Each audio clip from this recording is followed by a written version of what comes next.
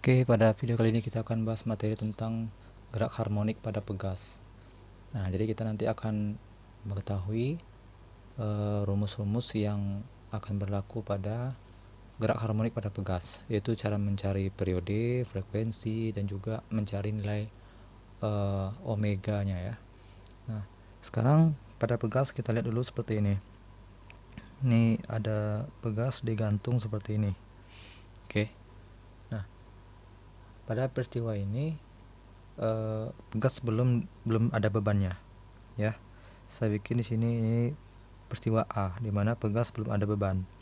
Nah, kemudian kalau seandainya pegas ini diberikan beban ya, nanti dia akan turun jarak dari sini ke sini sejauh y0. Oke. Nah, pada peristiwa yang ini saya bikin peristiwa B. Pada peristiwa B berlaku persamaan, rumusnya adalah F sama dengan K. Biasa kan X ya. X itu karena dia seperti ini. Nah, itu kan artinya dia berada pada sumbu X. Nah, sekarang kalau dia vertikal saya bikin huruf Y. Nah, kan Y0. Oke. Maka pada peristiwa ini gaya yang berlaku adalah F sama dengan K dikali Y0. K itu konstanta pegas, Y0 itu adalah jarak dari sini ke sini. Nah, sekarang karena gaya yang menjadi penyebab adanya gaya pegas ini adalah benda ini, dan benda ini sedang mengalami yang namanya gaya berat. Oke, gaya berat ke bawah begini. Nah, gaya berat itu kan rumusnya M dikali G. Nah, maka F ini kita bisa ganti menjadi M dikali G ya sama dengan K dikali Y0 ya. Maka bisa juga nilai M itu adalah K dikali Y0 dibagi G. Nah, M itu massa, G itu percepatan gravitasi, K itu konstanta pegas, Y0 itu adalah pertambahan panjang yang terjadi ketika beban ini dimasukkan ke sini. Oke. Nah, berlakulah persamaan ini. Nah, sekarang selanjutnya pegas yang ini ya, yang si posisi B tadi kita tarik ke bawah. Nah, kan sudah ada beban nih. Nah, bebannya kita tarik ke bawah. Nah, maka saya bikin seperti ini. Ditarik ke bawah sehingga seperti ini. Oke.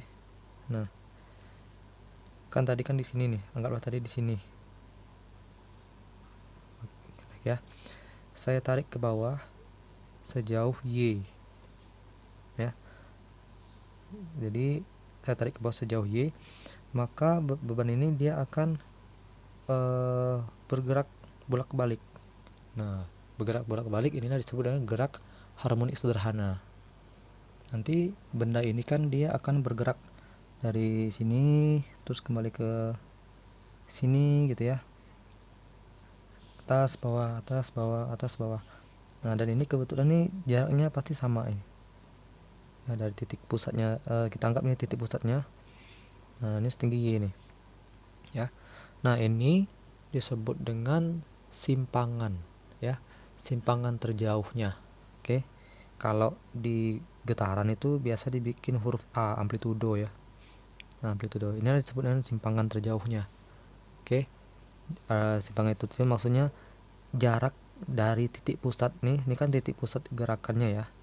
Nah, jarak dari titik pusat ke ujung sini, nah itu disebut dengan amplitudo ya, atau simpangan terjauh, simpangan terbesar maksudnya. Nah, pada peristiwa ini maka bukan lagi F sama K dikali Y0, karena beban ini kan ditarik ke bawah sejauh Y tadi ya. Ini kan tadi bebannya di sini awalnya ditarik sejauh Y, maka nilai F-nya sama dengan K dikali Y. Nah, namun ada pengecualian. Di sini kita bikin negatif. F sama dengan min KY. Mengapa negatif? Karena gaya ada namanya gaya pemulih yang menyebabkan dia tuh kembali ke posisi seperti ini. Nah, kita lihat ya. Tadi kan benda ini ditarik ke bawah ya, ditarik ke bawah sebesar F ya. Ditarik ke bawah sejauh F. Nah, kebetulan si pegas ini berusaha untuk membuat pegas ini berada pada posisi tengah ini. Nah, makanya F-nya arahnya ke sini kita bikin positif, tapi karena dia ada gaya pemulihnya, saya bikin disebut gaya pemulih. Gaya pemulih ini arahnya selalu berlawanan dengan arah gaya yang kita lakukan, yang menunjukkan benda itu bergerak. Benda bergerak kan penyebabnya karena kita tarik ke bawah, tapi yang ke atas juga ada gayanya. Nah, gaya itu disebut dengan pemulih, ya, yang harusnya kita gerakkan ke bawah tapi justru dia ada yang memulihnya, maka itu disebut dengan gaya pemulih. Nah, gaya pemulih ini nilainya min.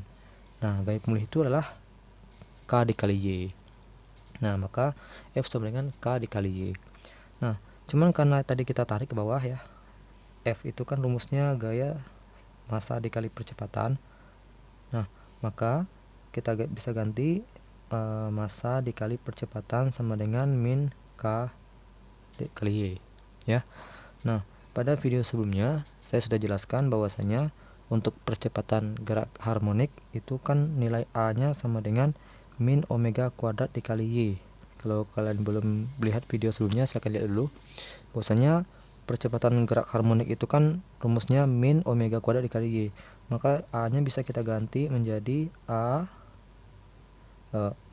M, maksudnya M dalam kurung min omega kuadrat dikali Y, ya, sama dengan min K kali Y. Oke, sekarang Y nya kita hapus, min nya juga kita hapus, maka tinggal seperti ini, omega kuadrat sini ya, omega kuadratnya saya taruh depan karena nggak muat. Omega kuadrat dikali M sama dengan K, ya, karena Y sudah dicoret, min sudah dicoret, tinggal ini 1, 2, 3 ya. Nah, maka omega kuadrat sama dengan K dibagi M, ya. Kalau ditanya omega saja, maka rumusnya akar dari K dibagi M. Nah, jadi inilah rumus untuk mencari nilai omega. Nah, sekarang bagaimana cara untuk mencari rumus untuk menghitung nilai periodenya? Apa itu periode? Periode adalah waktu yang dibutuhkan untuk dia tuh menghasilkan satu getaran. Yang namanya satu getaran tuh seperti ini, ya. Dia dari sini balik lagi ke sini, ya. Dari sini balik lagi ke sini, itu namanya satu getaran, ya. Berapa waktu yang dibutuhkan? Nah, caranya seperti ini. Oke, karena tadi kan ini ya, omega sama dengan akar K dibagi M. Nah, karena omega itu rumusnya adalah 2V per T, ya, maka bisa kita ganti menjadi di sini 2V per T sama dengan akar K per M. Nah, maka untuk mencari nilai T itu sama dengan 2V per akar K M. Nah, atau bisa juga kita bikin seperti ini, 2V akar M per K. Inilah nilai rumus untuk mencari periode. Oke. Nah, kemudian untuk mencari frekuensi, karena omega ini kan ada dua ya. Pertama 2V per T, omega juga bisa diganti dengan omega itu 2V dikali F. Nah, maka kita ganti omega yang ini menjadi 2V per F, 2V kali F. Maka 2V dikali F sama dengan akar K per M. Nah, maka untuk F rumusnya 2V kita taruh di bawah, maka menjadi 1 per 2V dikali akar K per M. Nah, jadi rumus omega, rumus periode, dan rumus frekuensi dapatnya dari sini, dari peristiwa gerak harmonik pada pegas. Nah, ya. Oke, nanti kita akan mencari nilai T, F, dan omega pada peristiwa gerak pada ayunan sederhana.